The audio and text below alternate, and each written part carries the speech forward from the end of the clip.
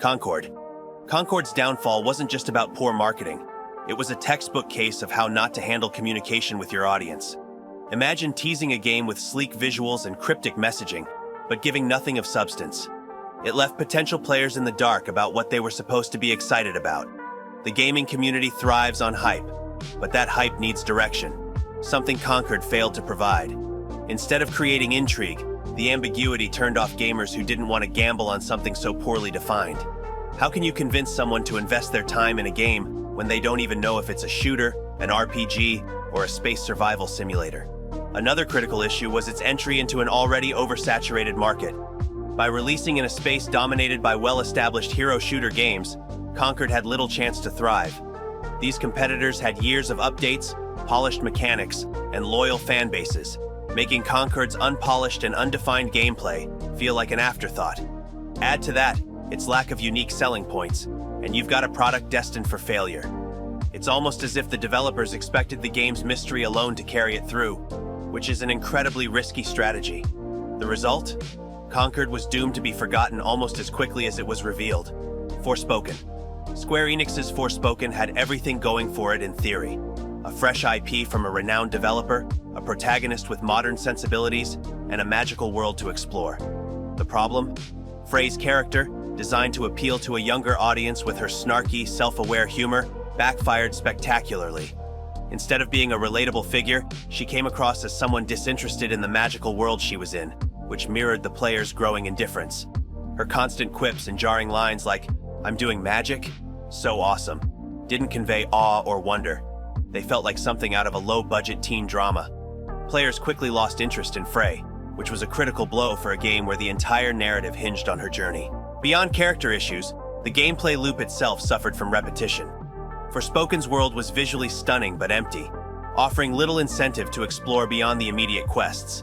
Combat, while initially exciting with its magical parkour system, quickly became monotonous.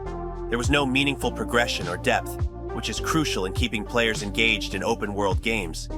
Worse yet, Forspoken's performance issues on high-end systems made the experience even more frustrating. Despite its potential and striking visuals, the game felt like it was stuck in beta mode, leaving players wondering how a project with such a massive budget could feel so hollow. Redfall. When Redfall was announced, it had all the hallmarks of a major hit: Arcane Studios' signature creative approach, a unique blend of co-op and open-world mechanics, and vampires. But the game's release was an absolute disaster, especially for fans who expected something on par with Dishonored or Prey. Instead of the complex world-building and intricate gameplay that Arcane is known for, Redfall delivered a barren, lifeless world. The vampires were supposed to be the main draw, but they turned out to be nothing more than stiff, glitchy enemies who either charged at players mindlessly or just stood still, waiting to be shot.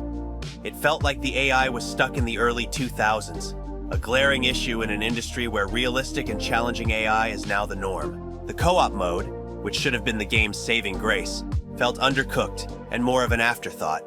In a genre where teamwork is supposed to be everything, players found themselves facing frustrating glitches and clunky mechanics.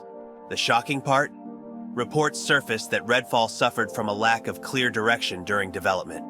It was as if Arcane was trying to create multiple games in one, but failed to succeed in any of them.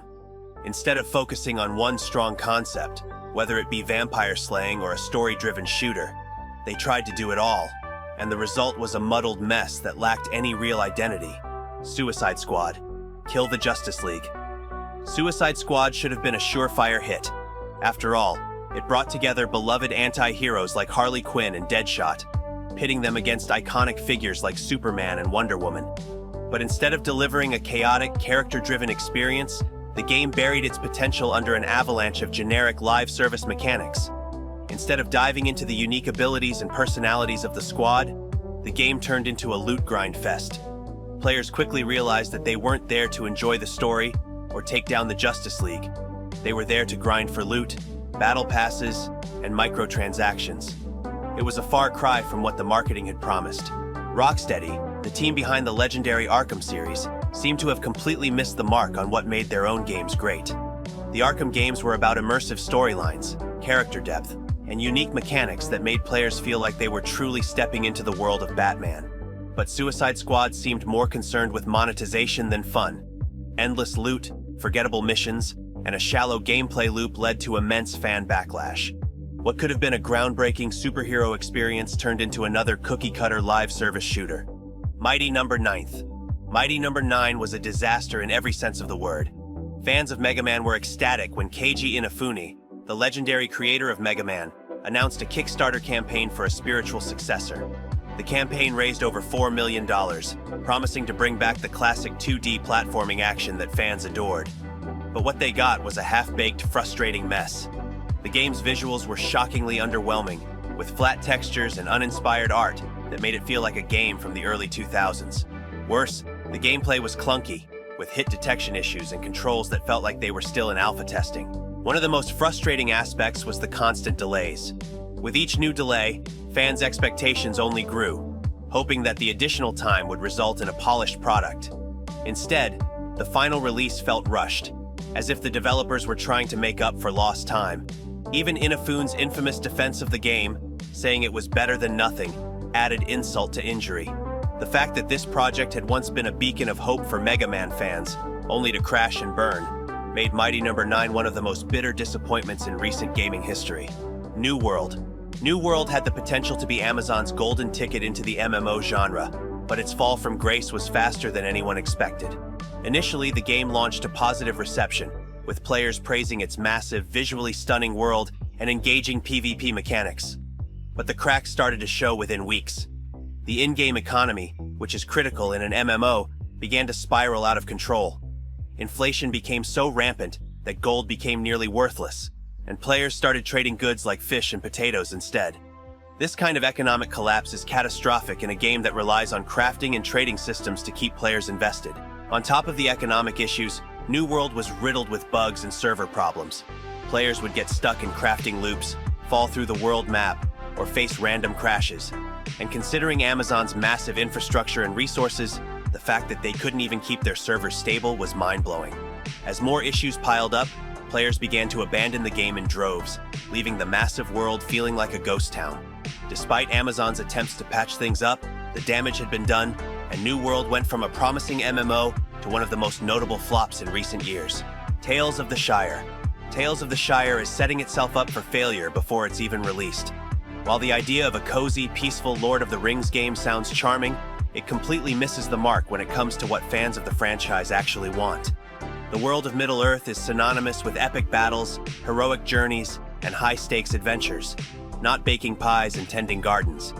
By marketing this as a slice-of-life sim, Tales of the Shire risks alienating the core fan base, who are more interested in slaying orcs and exploring the vast, dangerous lands of Middle-earth than spending a relaxing afternoon in the Shire.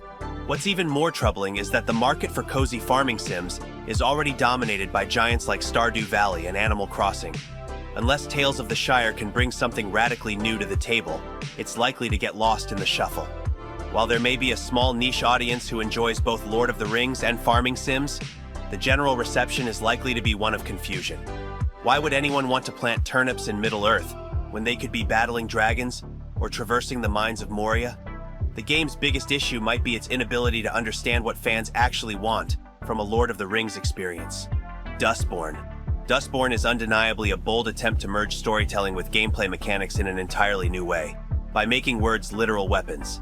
In this dystopian road trip adventure, players navigate a fractured America while leading a team of outcasts and rebels. The game's premise is captivating on the surface, but the concern is that it may lean too heavily on its narrative, slowing the overall pace to a crawl.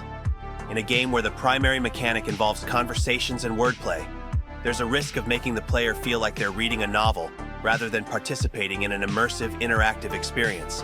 Modern gamers, even those who love a good story, expect a balance of narrative and action to keep them engaged. If Dustborne's dialogue sections stretch on too long, or if the gameplay becomes too simplistic, players could become disengaged, resulting in a tedious experience. The game's core mechanic, using words as weapons, is a creative and metaphorical concept, but it raises questions about how engaging the gameplay will actually be. Will these word battles be dynamic and varied, or will they fall into repetitive patterns? For a game that banks on its dialogue and narrative choices, it's crucial that these interactions remain fresh and unpredictable. Another potential pitfall is the fact that Dustborne may only resonate with a niche audience.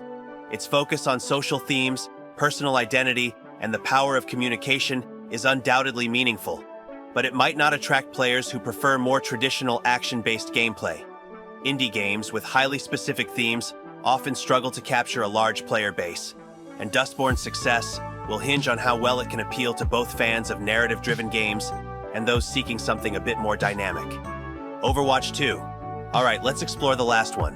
Overwatch 2, or as many people called it, Overwatch 1.5. To understand why Overwatch 2 flopped, we need to take a trip back to 2016 when the first Overwatch launched. The original Overwatch was a massive hit, revolutionizing team-based shooters with its unique roster of heroes, each brimming with personality, charm, and game-changing abilities. The game wasn't just a shooter, it was a cultural moment.